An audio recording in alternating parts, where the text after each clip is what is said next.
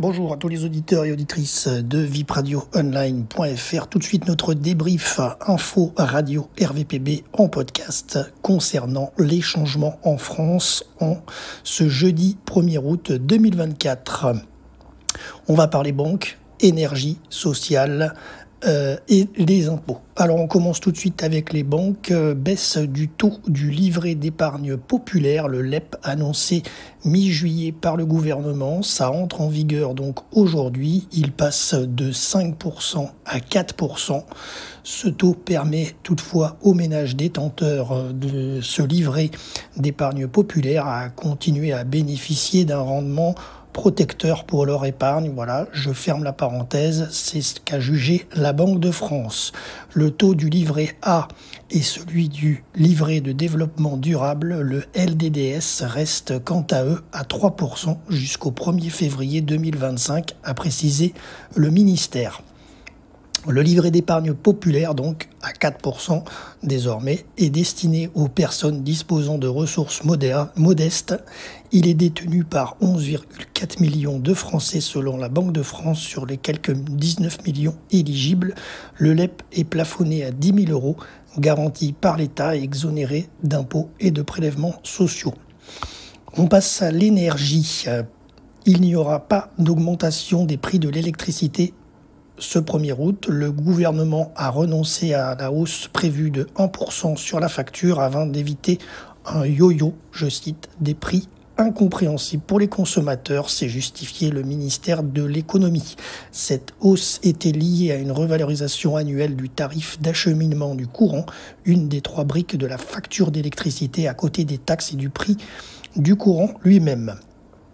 Social, l'allocation de rentrée scolaire destinée aux familles modestes avec un ou plusieurs enfants de 6 à 18 ans, sous condition de revenus, sera versée dans le courant du mois d'août. Ces montants ont été revalorisés et dépendent de l'âge de l'enfant scolarisé. L'aide s'élève à 416,40 euros pour un enfant entre 6 et 10 ans, 439,38 euros entre 11 et 14 ans et enfin 454,60 euros entre 15 et 18 ans. Concernant le France Travail, les règles actuelles de l'assurance chômage sont finalement prolongées jusqu'au 31 octobre 2024 selon un décret paru hier, mercredi 31 juillet, au journal officiel. Cela permet de poursuivre le versement des allocations malgré l'incertitude autour de la réforme chômage controversée portée par le gouvernement macroniste de la majorité présidentielle démissionnaire. Cette réforme visait à durcir les conditions d'accès et les règles d'indemnisation qui devaient entrer en vigueur début décembre prochain. On parle maintenant du Pass Rail. Le mois d'août est le dernier mois pour en profiter. Une fois en poche, pour ceux qui l'achètent, moyennant 49 euros, ce Pass Rail permet aux jeunes de 16 à 27 ans de voyager gratuitement presque partout en France en TER ou en Intercité. Attention, il ne permet pas de monter dans un train sans réservation. Il faut toujours réserver sur le site de vente dans la limite des places disponibles. La durée de validité du pass est de 1 mois glissant, c'est-à-dire qu'un pass acheté le 31 juillet est valable jusqu'au 31 août.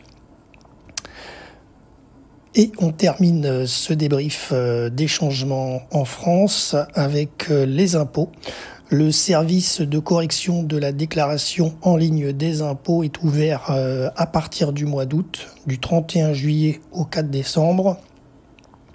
L'accès, je cite, l'accès à ce service est réservé aux usagers qui ont déclaré leurs revenus en ligne. Il permet de modifier les éléments déclarés ou en cas d'oubli et d'erreur constatés sur leur avis d'impôt. C'est ce qu'a indiqué le ministère de l'économie. Pour y accéder, il suffit de vous connecter à votre espace particulier, de cliquer sur « Accéder à la correction en ligne », précise le site des impôts.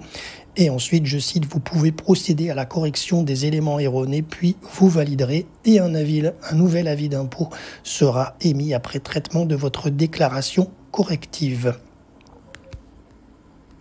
Voilà, c'est la fin de notre débrief info radio concernant les changements en France au 1er août 2024. Merci à tous de nous avoir suivis. C'était Jérôme pour RVPB, vipradioonline.fr et à bientôt pour un prochain débrief.